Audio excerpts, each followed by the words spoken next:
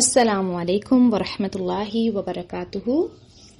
کیسے ہیں آپ سب لوگ؟ امید ہے ایمان اور صحت کی بہترین حالت میں ہوں گے انشاءاللہ تعالی. آج ہم پڑھیں گے جمع قرآن کا تیسرا دور. اچھا، پہلے دو دور تو ہم نے پڑھ لیے تھے. پہلا دور کس کا تھا؟ حضرت محمد صلی اللہ علیہ وسلم کا. دوسرا دور تھا حضرت ابوبکر صدیق کا. اور اب یہ تیسرا دور ہے حضرت عثمان رضی اللہ تعالیٰ عنہ کا، کہ انہوں نے کس طرح سے جمع قرآن کیا. اور یہ بہت ہی اہم دور تھا نا ان کا. اس میں اس طرح سے ہوا کہ جب حضرت عثمان رضی اللہ تعالیٰ عنہ کا دور آیا تو اسلام اب صرف عرب تک تو محدود نہیں رہا تھا نا، کیونکہ بہت ساری فتوحات ہو گئی تھی.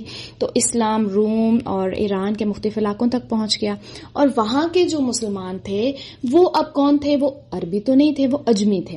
تو اب انہوں نے کیا کیا کہ انہوں نے مسلمان تاجروں اور مسلمان مجاہدین جو تھے نا ان سے قرآن پاک کی تلاوت سیکھنی شروع کر دی. اب قرآن پاک جیسا کہ آپ کو پتا ہے 7 حروف پہ نازل ہوا. 7 حروف کہتے ہیں 7 ڈفرینٹ لہجے، آپ اس کو کہہ سکتے ہیں. سمجھنے کے لیے دیکھیں، جیسے پنجابی ہیں ہم تو ہماری لینگویج کچھ اور ہے اگر ہم پیور پنجابی بولیں، اور اس طرح سے سندھی، بلوچی، پشتو، مطلب یہ ڈفرینٹ لینگویجز ہیں نا.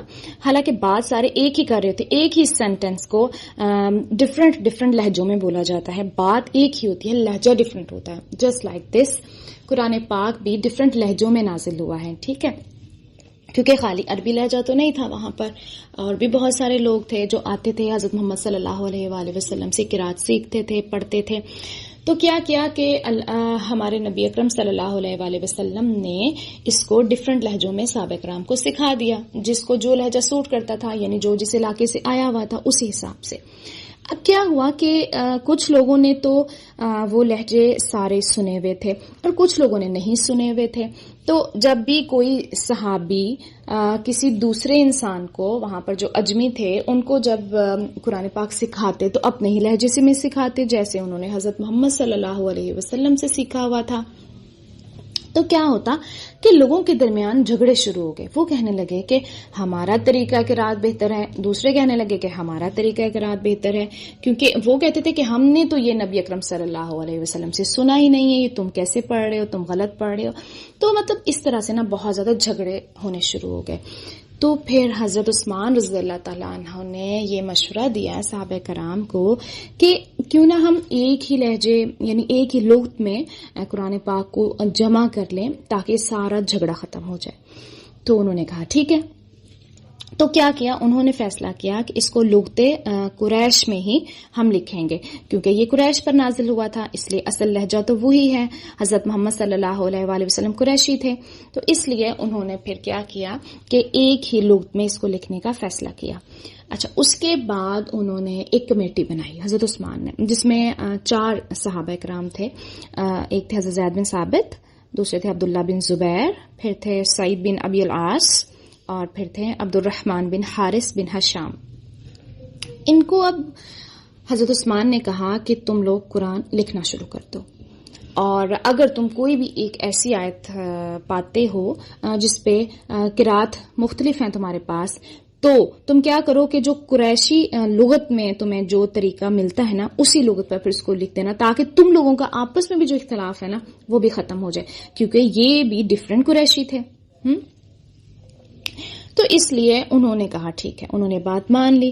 انہوں نے قرآن پاک کو اس طرح سے لکھ دیا، اور ہسٹری سے پتہ چلتا ہے کہ تقریباً 5 یا 7 انہوں نے کاپیاں بنا دی مصحف کی. مصحف یاد ہے نا، جو میں نے آپ کو بتایا تھا کہ حضرت حفصہ کو دے دیا گیا تھا حضرت ابوبکر صدیق رضی اللہ تعالیٰ عنہ کی وفات کے بعد.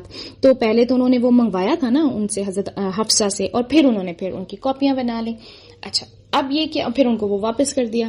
اور اس کے بعد یہ ہوا کہ یہ جو کاپیاں انہوں نے بنائی تھیں اس میں انہوں نے ایک اور ایڈیشن کر دی. پہلے حضرت ابوبکر صدیق رضی اللہ تعالیٰ عنہ کے دور میں کیا ہوا تھا کہ صرف صورتوں کو لکھا گیا تھا، پنچ کیا گیا تھا، لیکن ان کی ترتیب نہیں لکھی گئی، ترتیب سے نہیں لکھا گیا تھا ان کو صحیح طریقے سے نا. صرف آیات کو ترتیب دی گئی تھی، لیکن صورتوں کو ترتیب نہیں دی گئی تھی.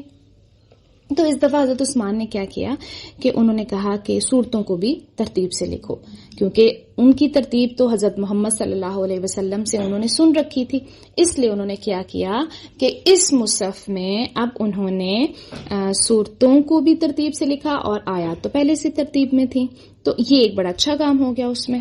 ٹھیک ہے، تو یہ اس طرح سے کاپیاں بن گئیں، اور ان کاپیز کو پھر حضرت عثمان رضی اللہ تعالیٰ عنہ نے ڈفرینٹ کنٹریز میں بھیج دیا، ان کے ہیڈ جو ہوتے ہیں ان کو بھیج دیا، ان کے منسٹرز کو، تاکہ بس اسی لہجے میں قرآن پاک کو پڑھایا جائے، تاکہ یہ جو آپس میں اختلاف ہونا شروع ہو گیا نا وہ ختم ہو جائے. اور اسی لیے پھر آپ کو پتا ہے حضرت عثمان رضی اللہ تعالیٰ عنہ کو اتنا بڑا اعزاز دیا گیا کہ ان کو لوگ جامع القرآن کہتے تھے ماشاء اللہ. اور اسی لیے آج بھی ڈفرینٹ کنٹریز ہیں جیسے کہ استنبول اور تاشقند، وہاں پر مصحف عثمانی کے نسخے آج بھی موجود ہیں، اور پھر ان کا جو اسٹائل آف رائٹنگ ہے نا، فونٹ جسے کہتے ہیں، رسم الخط، تو اس کو دیکھا جا سکتا ہے کہ وہ ایک دوسرے سے ملتے جلتے ہیں.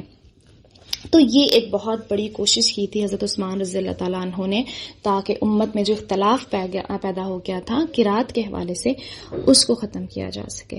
تو اب ہم آگے پڑھیں گے کہ اگلے دور میں کیا ہوا، اس پر اعراب کیسے آئے، اس پہ اعراب پہلے ہی تھے یا بعد میں لگائے گئے. انشاءاللہ تعالی نیکسٹ دور میں ہم یہ پڑھیں گے. اپنا بہت خیال رکھیے گا، دعا میں یاد رکھیے گا. جزاکم اللہ خیرا کثیرا.